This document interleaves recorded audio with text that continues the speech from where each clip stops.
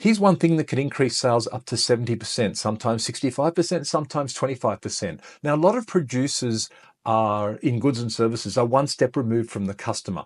So you've got a retailer in the middle. That means that as the producer, you're blind as to what's happening with the consumer. Why did they buy? What did they feel about it at the point of sale? It would seem bleak, but it's not, because that person in the middle can have a huge impact on your sale. What we need to do, and what we do in Service Integrity, like the way I lifted my logo, what we do at Service Integrity is measure the recommendations made. So for example, I'll send someone into a hardware store or into a travel agency. Hey, I'm thinking of going on a cruise. What do you recommend? Now, here's what's interesting. In a McKinsey study of all places, it found that in car buyers who enter a store, enter a dealership, and are recommended a specific product and they trust the person, there's that, they are 70% more likely to buy the car that was recommended. They're massive stats. Now, that's not comparing in-store to buying direct, like say for a Tesla or a BYD, but going into the dealership. Now, there's another layer to this. Why did they recommend your product or recommend the competitor's product? This is what we get into in our company. If you're selling power tools and you go to the hardware chain and they're recommending your competitor, why is that? Do they think it's better value for money? Do they think it's more reliable?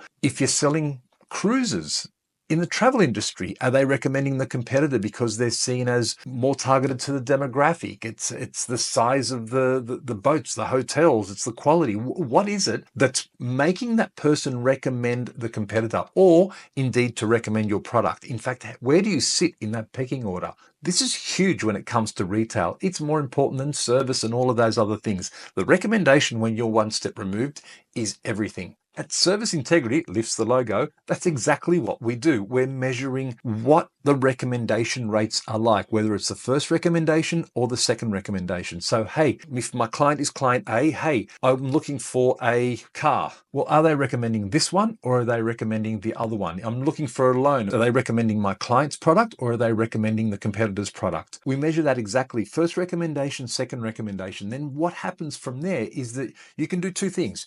At a corporate level, you can look at your marketing materials and your product offering, your pricing, and you might even be a little bit too cheap, which gives the impression that you're not such a high quality brand. So I'm not saying you necessarily cut the price. So you do things at a corporate level, and then you also know what to tackle at face-to-face. That is the hand-to-hand combat. This is where we get lists of the stores. Which store recommended your product over the last year, and which recommended and the competitor's product over the last year. Go to the ones that recommended the competitors. You know why they recommended the competitors from the mystery shop, and attack that one-on-one. It's hand-to-hand combat.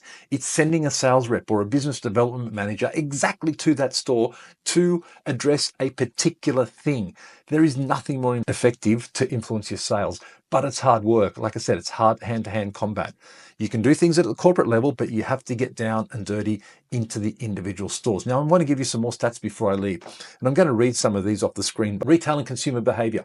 A 2020 study in the Journal of Retailing found that personalized recommendations led to an increase in trust of 30%, but then that increases sales overall by 25%. Healthcare, a 2023 study by the Journal of Medicine, of Medical Marketing, actually, they found that if the person recommending the product was also trusted, that the prescription rates for that product would increase by 40%. Massive. These are massive numbers. Financial services, Deloitte's in 2022 found that clients who had face-to-face meetings and trusted the advisor, again, would take the product that's being recommended by the advisor. And finally, technology sales. A 2023 Gartner survey found that 65% of consumers purchasing tech products were influenced by face-to-face recommendations, especially for complex products needing a lot of explanation. And we see this across the board with all of our clients. So if you're not selling direct to the customer, all is not lost when it comes to customer service and improving your sales. It's more than just throwing a brochure out there. It's more than just putting up some fancy screen showing your car going through the snow in a pine forest. It's more than those things. It's about getting the staff in that store to trust your brand so that they can recommend your product ahead of your competitors. I'm Stephen DiPietro. That's why I do mystery shopping.